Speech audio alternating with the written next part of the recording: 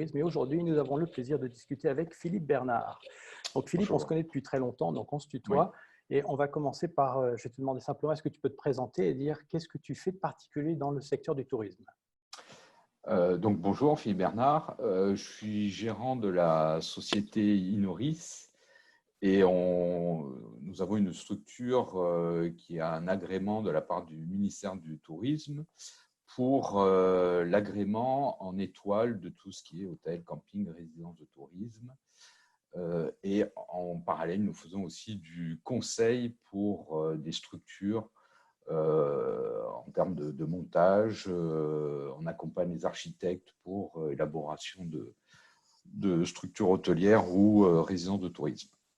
Et donc, vous êtes basé à Marseille, mais vous avez des associés ou des gens, des collaborateurs un peu dans différentes régions françaises, c'est ça? Voilà, on est deux associés. Donc, moi, je suis basé à Marseille. Mon associé est basé à Menton. Et on a une vingtaine de collaborateurs sur l'ensemble du territoire, ainsi que dans les dom-toms. Donc, ça nous permet d'intervenir sur tout le secteur français. Et en fait, quand est-ce que ça a commencé à vraiment toucher, affecter ton entreprise? Le 13 mars, c'était l'arrêt total. Puisqu'en fait, nous, notre activité, c'est d'aller vérifier, d'inspecter les hôtels. Et on ne peut le faire que quand les hôtels sont ouverts. Un hôtel fermé, on ne peut pas vérifier les services, etc. Donc, à partir du moment où le gouvernement a dit déjà tout le monde est confiné, les hôtels sont fermés, les stations de ski sont fermées, on a dû annuler tous nos rendez-vous. D'accord.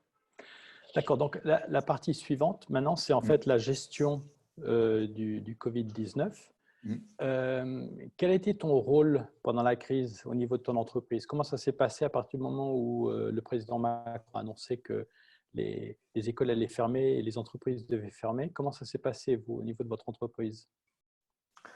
La première chose, c'était de reprendre contact avec tous les clients pour leur dire, bon, on suspend tout rendez-vous parce qu'on n'a aucune visibilité de quand, comment.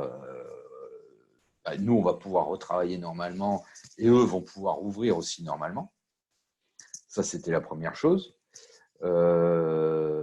Deuxième chose, c'était aussi rassurer nos équipes et trouver un nouveau moyen de communiquer, de se voir,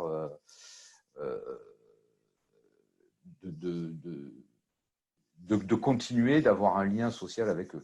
D'accord, donc vous faites 2 réunions par semaine, vous utilisez les sources que vous avez, les moyens que vous avez virtuels, vous avez un cloud où ceux qui ne peuvent pas suivre les réunions peuvent aller voir les informations, vous continuez à faire de la formation. Ça, vous l'avez mis en place tout de suite ou il a fallu attendre un petit peu? Ça s'est fait au fur et à mesure? On a commencé à le faire une dizaine de jours après. D'accord. Quand on a compris que ça allait être long, que ce n'était pas une histoire de 15 jours et puis après, bon, voilà, ça va se déconfiner, on s'est dit, on ne peut pas rester comme ça à attendre, vu qu'on avait le temps, puisqu'on n'avait plus de clients, plus de visites. On s'est dit, il faut continuer à motiver nos équipes, les former, donc les former sur le commercial, etc. Donc, ça a été une décision assez rapide.